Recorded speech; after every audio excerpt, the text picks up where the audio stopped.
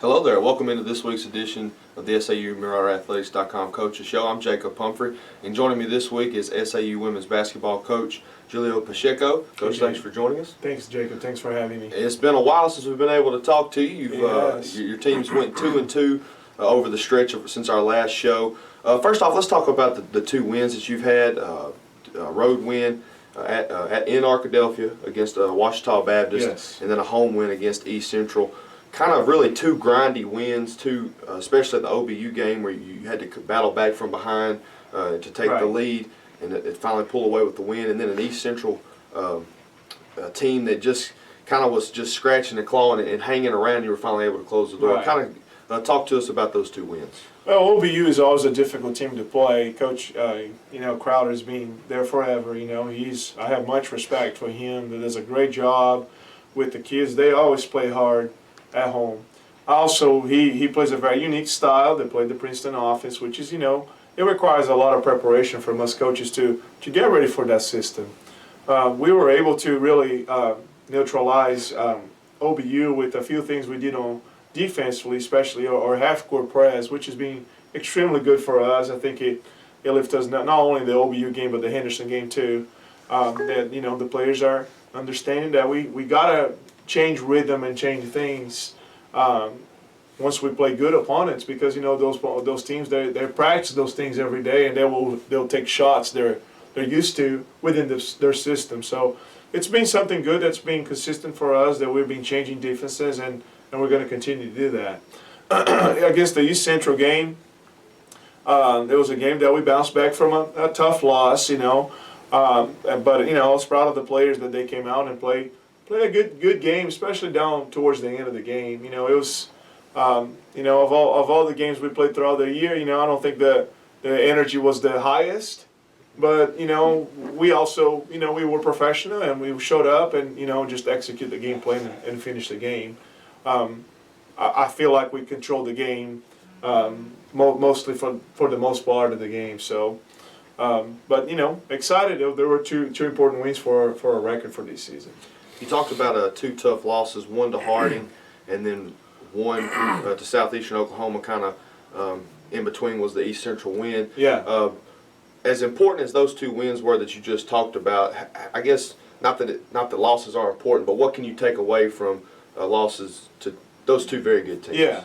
Well, Harding, we play a perfect game for 38 minutes. Yeah. I mean, we played just lights out. Shots are going in. We play good defense.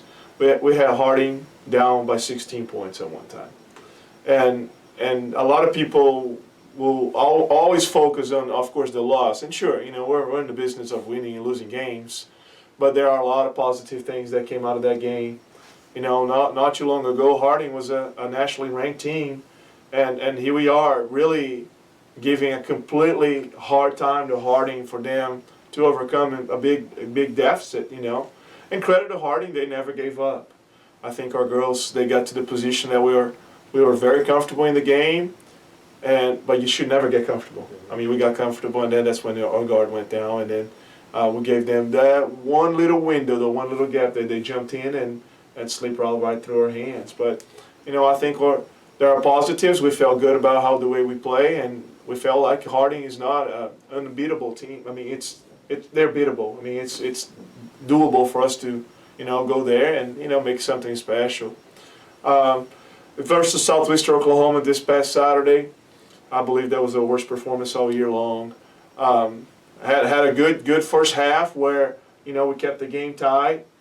Again, a team that plays a very, very different system with 5 players out, shooting a bunch of three-point shots. And credit to Southeastern, they neutralized our main weapon, which is our inside game. They were, clogging the middle of the paint. They were, causing a lot of traffic, a lot of confusion, chaos inside. And when you shoot 28% from the field, it's very hard to win games. I guess I'm proud of my girls. I am proud of my girls for taking the shots that we take, almost every day in practice, and those shots that, made us win 12 games this year. It was just one of those days the shots were not going in. A little disappointed with our defense effort, and we're making the corrections this week to make sure that we're not going to get the problem again. So we're excited. You know, a lot of season left. We, you know, in third place, tying third place right now. So there's, you know, a lot of good things coming our way still in this season. Like you said, a lot of season left. 9 games remaining on the regular season slate. Moving ahead into this weekend, you're staring down, you know, the longest road trip of the season, a trek to Alva for a 5:30 p.m. tip-off on Thursday against Northwestern. Then you'll conclude the weekend in Weatherford against Southwestern Oklahoma, and then you'll even take to the road again beginning next week as you go to Arkadelphia. But when you look ahead to these 2 road games into Oklahoma, kind of preview a little bit of what each team brings to the table. You've already played them each once this year, right? And also how you and as your coaching staff combat these long road trips. Yeah. Well, going in this week, we are 1-1 versus these 2 opponents this week. We, fortunately, I think that, you know, one of the best performances we had all year was against Northwest Oklahoma here in our home floor. You know, they're a team that they're going through a transition right now. They got a new coach late. Great coach. I mean, Guy has been a national champion in the junior college level. I have much respect for Northwest Oklahoma, and they've been playing very, very good. The record, they really don't show exactly what the quality team they are. You know, it's a game that caught our attention. I mean, we were focused and we were very concentrated. They play a last possession game versus Harding, and also a final possession versus East Central. So, you know, they're edging a win here. I mean, they're scratching the surface right there. So we got to go there with a really, really high level of focus and make sure that we're going to be successful, no surprises or anything. And then going to Southwestern Oklahoma on Saturday, that will be a difficult game. We understand that Southwestern Oklahoma, they also shoot a lot of 3-point shots. They have size. But, you know, we'll make adjustments. We'll do a few things on our team too and try to experiment a couple of different things to see if we can be successful this time. But it is a tough trip. It requires, I mean, today I'm not doing anything else but planning the trip tomorrow.